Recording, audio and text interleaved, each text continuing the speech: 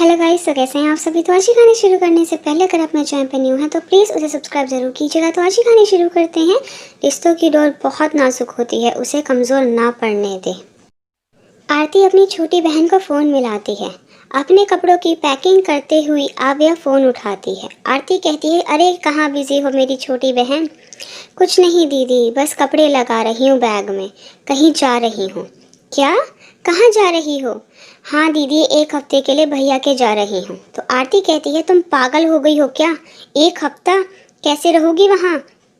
अब हमारे mummy papa नहीं हैं वहाँ। तुझे पता नहीं, शायद मैं भी परसों ही आई हूँ वहाँ से 3 दिन में। मैंने वह 3 दिन वहाँ कैसे बिताए हैं मेरा दिल ही जानता है। अब भैया भाभी पहले जैसे नहीं रहे।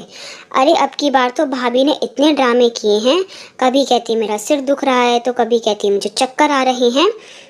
सब्जी रोटी मुश्किल से बनाई और एक दिन तो पुलाव बनाकर दे दिए और ऐसे मासूम बनकर कहती है, दीदी आज बिल्कुल भी हिम्मत नहीं हुई, आप रायते के साथ पुलाव खा लीजिए। वैसे तो पुलाव बड़े अच्छे बने थे, पर मैंने भी ऐसे हाव भाव दिखाकर खाए जैसे ज़बरदस्ती खा रही हूँ। फिर मैंने तो कह दिया, मुझे तो शाम को छोले भटूरे ही खाने हैं।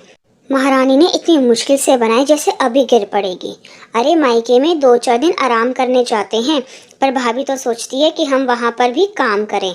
आते हुए भाभी ने 500 रुपये तुम्हारे जीजाजी के तिलक के और 2 साड़ी दी। इतनी बेकार साड़ी थी, एक बार तो दिल कर रहा था छोड़ दूँ। फिर सोचा छोड़कर क्या मिलेगा, छुट्टियों में मेरी ननंद भी तो आएगी। ऐसे तो साड़ी इतनी बुरी भी नहीं थी कि मैं अपनी ननंद को दूंगी तो उसे पसंद नहीं आएगी। तुझे तो पता है अब की बार मेरा कितना खर्चा हो गया। दोनों बच्चों के लिए गिफ्ट लिए, मिठाई का डिब्बा और किराया, बस पूछ ही मत, कुछ नहीं बचता। बस वह तो शुक्र है भैया को टाइम पर अक्कल आ गई और उन्होंने एक आम की पेटी और एक डिब्बा मिठाई का दे दिया, नहीं तो ससुराल में मेरी क्या इज्जत रह जाती। तभी आव्या कहती है, दीदी बस भी करिए। अगर दुनिया की सारी बहनें इस तरह हिसाब लगाने लगे तो रिश्ते तार तार हो जाएंगे। अरे आपको भी पता है कि भैया नौकरी करते हैं, उनका अपना भी परिवार है, बच्चे बड़े हो रहे हैं, खर्चे बढ़ रहे हैं, कल को उन्हें अपनी बेटी की भी शादी करनी है। फिर भी मम्मी पापा के जाने के बाद उन्होंने हमारे मान सम्मान में कभी कोई कमी नहीं रखी, हमारे सुख दुख में हमेशा खड़े रहे। अब हम बड़ी हो चुकी हैं, हमें इन चीज़ों से ऊपर उठना चाहिए है। अरे अपने भाई का घर है, एक सब्जी के साथ रोटी खा ले तो क्या फ़र्क पड़ता है, और खुद बनाकर भी खा ले तब भी क्या फ़र्क पड़ता है।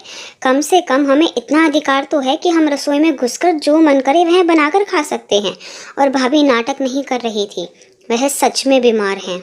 भैया का फ़ोन आया था, उन्होंने भाभी को डॉक्टर के दिखाया था तो उसने कहा कि घर पर आराम करवा सकते हो तो वे दवाई से इलाज कर देंगे, नहीं तो हॉस्पिटल में दाखिल करवाना पड़ेगा।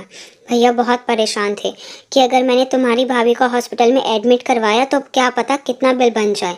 तो मैंने कहा, भैया आप चिंता ना करें, मैं आकर सब काम संभाल लूँगी और भाभी को आराम दे देंगे। दीदी मैं तो जा रही हूँ, पर एक बात ध्यान रखिएगा, एक हाथ से ताली कभी नहीं बजती।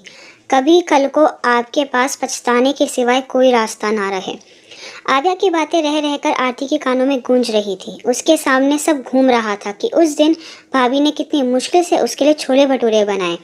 वह बैठी बैठी मज़े से खा रही थी और बीच बीच में कभी भाभी पानी दे दो, कभी अचार दे दो, कभी एक प्याज काट दो, बैठे बैठे उन्हें नचाए जा रही थी।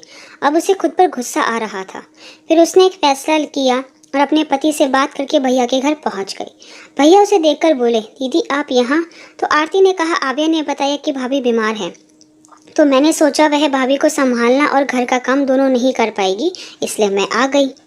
फिर 1 हफ्ते तक आव्या ने किचन, तो मैंने भाभी को स्पॉन्ज करना, बाल संवारना, कपड़े बदलवाना, कभी सूप तो कभी फ्रूट, यह सब किया।